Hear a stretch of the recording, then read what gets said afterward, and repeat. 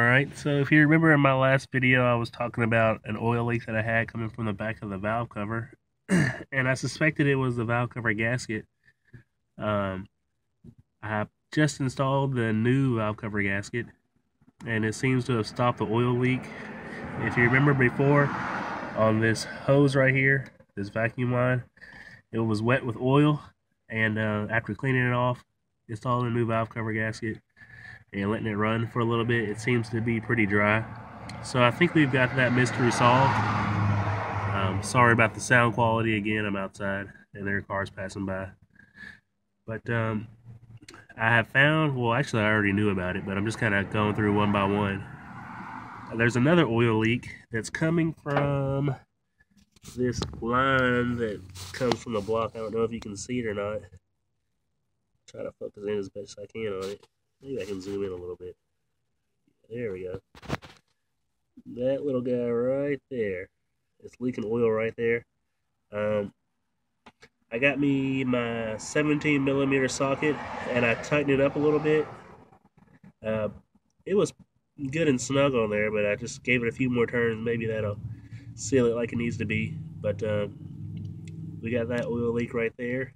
And there's another oil leak coming from the valve. The valve cover gasket. We just fixed that one. There's another oil leak coming from the oil pan, which I already knew about. I guess when I was taking off the front cover, I scratched it, the oil pan, and it's leaking oil from right about there. It's only leaking in one spot. So I don't know which one I'll try to do first. Probably the hopefully I solve the issue with this line coming from the block that goes to the turbo by just tightening it down a little bit. But I'll get me some brake parts cleaner, clean off that old oil, let it dry, then start it back up again and see if it leaks. But the oil pan is the lower oil pan. Let me just put that out there. The lower oil pan is also leaking pretty bad, so that will be my next thing. And in the last video, it kind of cut off because I ran out of memory. But what I was saying was I wanted to run to Nissan and grab some. I wanted to get the valve cover O-rings underneath the valve cover. There are little O-rings that kind of sit on the valve cover where your spark plugs would be to keep oil from getting into there or getting on your spark plugs.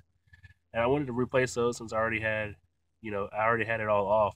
But for whatever reason, I picked up this valve cover gasket from Nissan. But when I took them the part number for the valve cover O-rings, it doesn't pop up as a real part number, so that's weird. You think if they found this one, they could find the O-rings too. They went with it, but nope. So FR Sports and Juku, they all sell it, but mine weren't bad. I just while it was off, I just wanted to replace it, so I did not end up replacing those.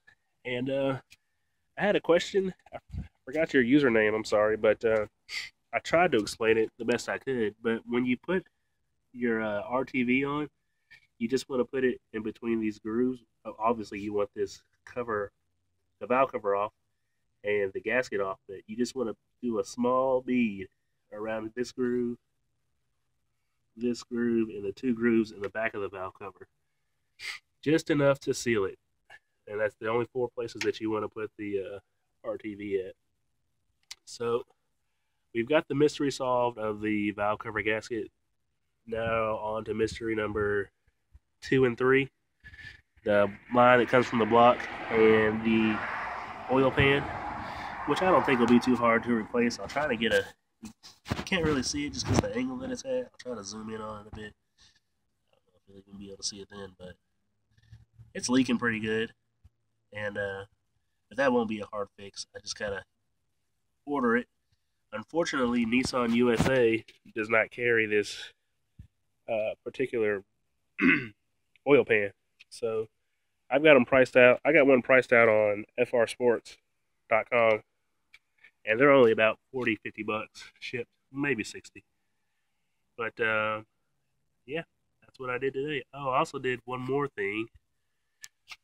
Well, this circle right here is where I'm going to have it cut for my blow-off valve, but right here there's a line that runs from the boost controller the little box that sits inside the bay, this little unit right here that runs to the hot pipe right here. I went ahead and tapped that and put a nipple right there. So I didn't get any footage of that, but it wasn't that hard to do.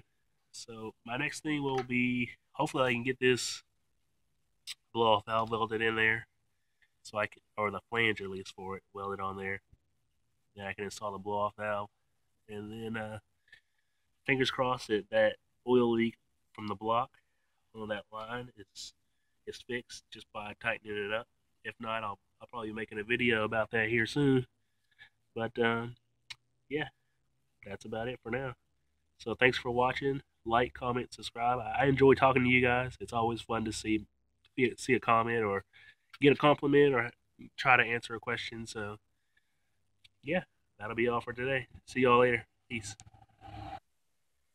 Oh, funny story before I get out of here. I just want to let you guys know there's this guy. Every time I'm out here working on my car, or not even when I'm out here working on my car, just kind of checking the mail. I don't know, doing whatever I do outside. My next door neighbor, I don't know, he's kind of like a weirdo. I hate to say that, but he came out here and asked me if I wanted to sell my car. I get that question a lot. Um, and I was just like, no, I really couldn't sell this car. It's my baby. I've had this car for so long, put so much work into it. It can never really be worth to somebody else what it's worth to me, unless they just had a ridiculous amount of money they were throwing at me. But I told him, no, I can't really sell the car. I'm not really interested in selling it. And then he comes at me, and well, he didn't come at me, but he's like, dude, I'll trade you my four-door Honda Accord, and I'll pay for 6 months of the insurance. And I'm like, okay, this guy looks a little sketchy to start off with, but why on earth would I trade my car for a four-door Honda Accord? I don't know, I don't know. That just blows my mind. And then he's like, I just want to get my girlfriend something to, cruise around in, something to drive. I'm like, so you want your girlfriend to have, I mean, that's cool and all. Girls that, if your girlfriend wants an S14 with an SR, great. But not too many girls I know want to drive something like this. I mean, for one, it's not drivable yet. So I don't know why you want this for a car. I mean, want this car for your girlfriend, but I don't know. It's just weird. And then he's like, then I go inside or I leave or something to go to the store or something. I see him like creeping around my car. That just makes me feel nervous. I don't know if any of you guys are like that, but I don't know.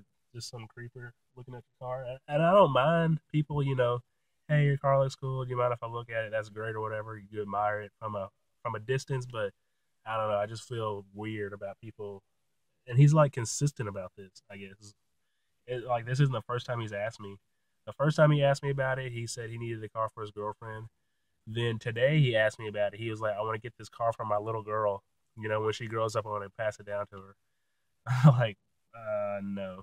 You can find some other car, but this one ain't for sale. But I don't know. I just thought I'd share that with you guys. It was pretty funny. So, whatever. Just a funny story. If you all have any funny stories like that, people trying to buy your car, constantly coming to look at your car. I mean, it's cool and all. I mean, compliments are great, but I don't know. To a certain extent, it gets a little creepy. Like, dude, the car's not for sale.